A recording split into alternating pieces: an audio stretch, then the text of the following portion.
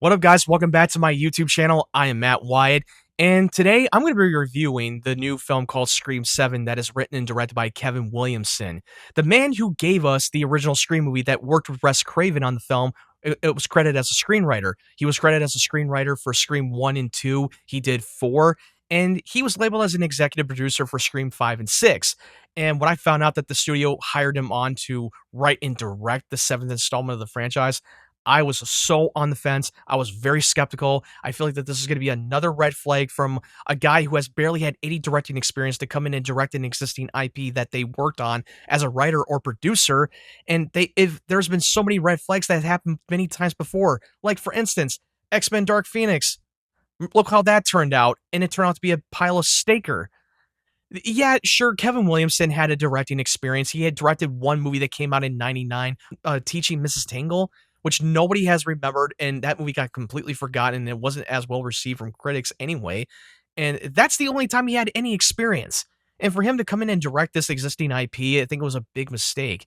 Because previously, originally, the Radio Silence, the guys that made Scream 5 and 6, that also directed Ready or Not, which I love Ready or Not, and I'm really excited for Ready or Not 2 that's going to be coming out this year. They were originally attached to direct Scream 7, and there's been a lot of behind-the-scenes drama, especially Melissa Barrera departing this franchise after Scream 6, after her making her political opinions, and then Paramount decided to drop her out of the project. And Jenna Ortega, who's supposed to be playing the sister from Scream 5 and 6, she also dropped out of the role.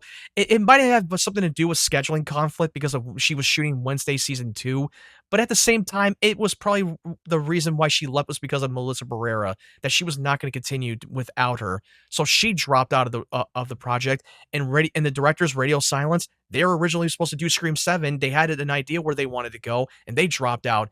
And then when they announced that Neve Campbell was going to come back to this franchise again, after Paramount decided to drop a buttload of money to get her back to the franchise, because previously they didn't pay her enough money for Scream 6, and she dropped out of Scream 6, and that was the only time that you did not see her in the Scream movie. And they were always wondering how they were able to carry it without her, and it did pretty well at the box office for the 6th installment. But then a lot of people were boycotting the 7th movie and feel like that this movie's not gonna do as well, even when they brought Neve Campbell back. But it got a lot of people excited. And they announced that they were going to bring back a lot of the legacy characters that got killed off in the previous Scream movie, and that it was going to be the more of a legacy sequel culmination event. And you know what? I was a little bit optimistic, a little bit, until I saw the trailer for Scream 7.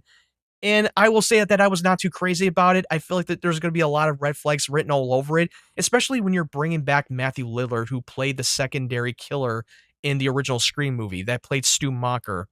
And I was excited because they've been speculating whether he survived or whether he's still dead, and how they're going to bring him back in some shape or form in the 7th installment. Because we're following Sidney, who has built a life in her hometown. She has a daughter. She has a couple of daughters. She has a family of her own. And now the past is about to come back and bite her in the ass, and she's going to have to do everything she can to protect her own daughter. That is played by Isabel May. Which, it's an interesting idea, but I was still a little bit worried that this was going to be another legacy 3rd installment sequel trilogy to a franchise, kind of like Star Wars, kind of like Jurassic World, or Halloween Ends. I feel like that was going to fall into that same situation, that they keep making the same mistakes and don't learn anything from it of what didn't work in the first place. And it feels like a knee-jerk reactionary, that they're just simply doing a lot of nostalgic bait to get people back into the theater. And now I will say that after coming out of Scream 7, my biggest worry came true.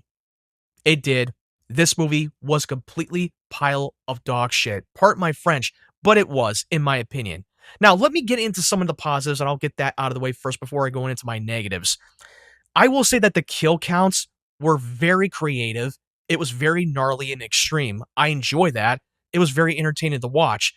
And it was very well acted, and it was great to see Neve Campbell back as Sidney Prescott. I loved her character. She is the face of the franchise, whether we like it or not. She is. She's the one who has been there from the beginning, And the only time that she wasn't in it was Scream 6, and and you felt the absence of it. Even though I liked Scream 6, but it just did not feel the same without Sidney Prescott. She's always been the face of the franchise.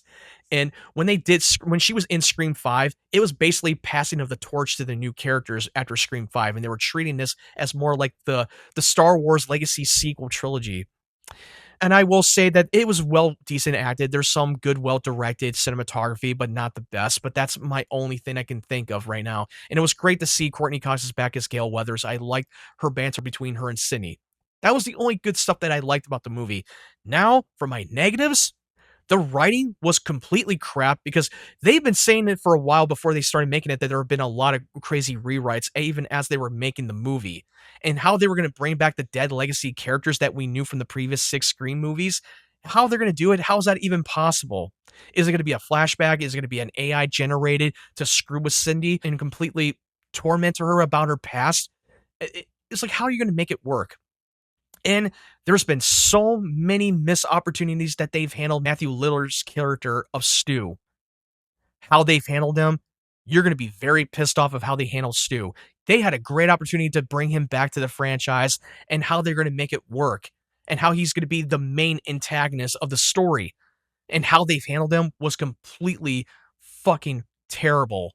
It was a joke. It was just a scheme that the studio has suckered people in to go see this movie. Now, there's some funny moments that I will admit, but there are lots of the character decisions they made that was irrational and it made no logical sense whatsoever. And how they revealed the killer, the Ghostface killer, was so stupid.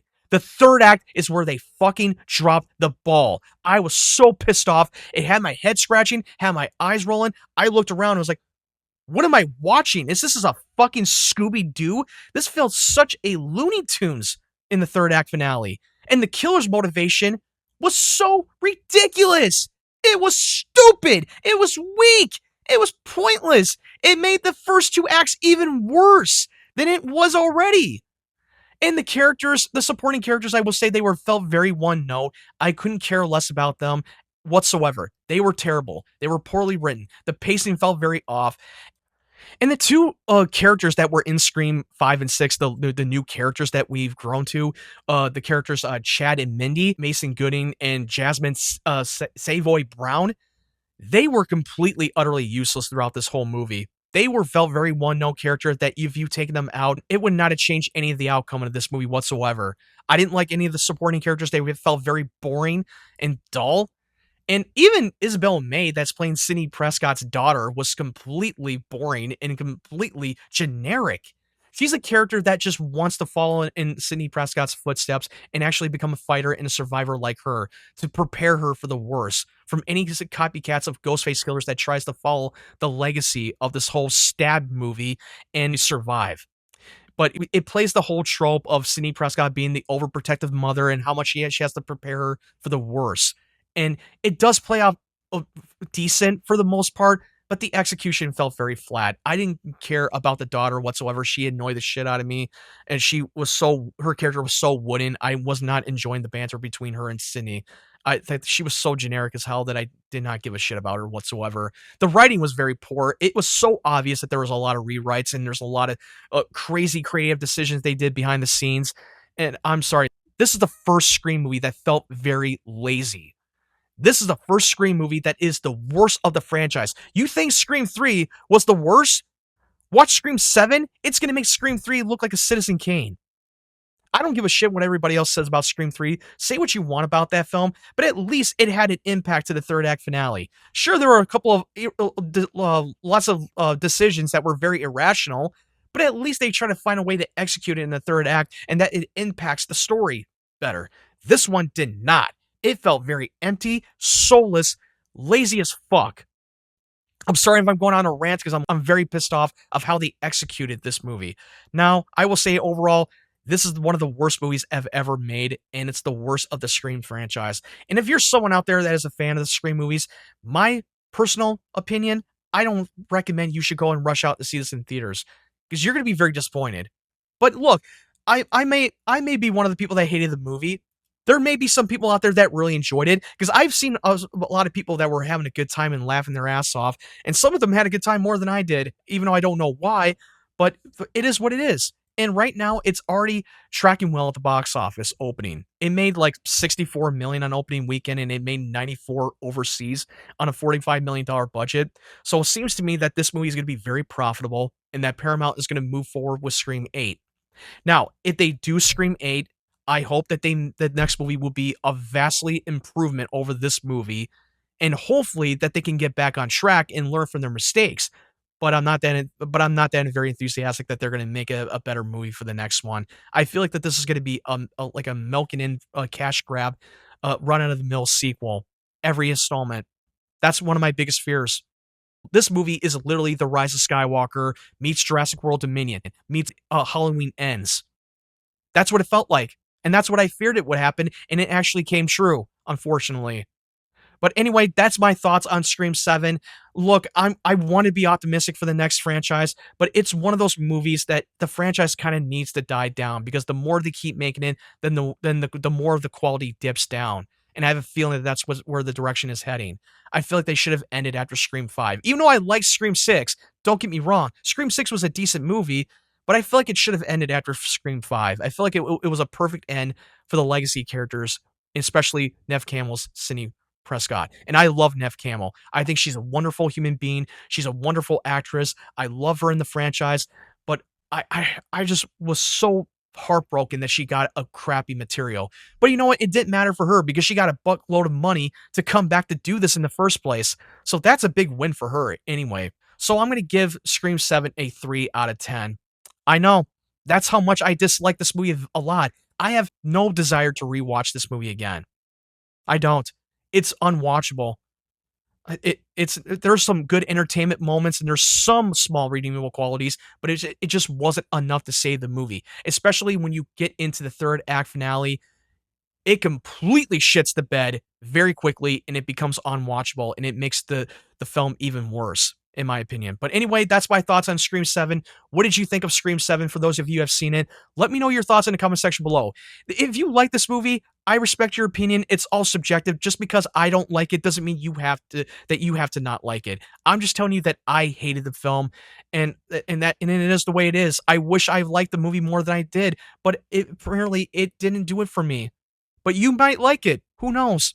But anyway, that's my thoughts on the film. If you're new to the channel, make sure you hit that subscribe button and turn on the bell notification so you know when my videos are up. And if you like this review, make sure you give it a thumbs up and hit the like button. I would really appreciate it. I've recently crossed 500 subscribers. My goal is to get to 1,000. Help me get there. I would really appreciate it. And if you want to follow my social media platforms like TikTok, Twitter, and Instagram, click the link tree in the description down below. Anyway, thank you guys for watching. I hope you guys have a great day, great evening, wherever you're from, and stay tuned for more of my content.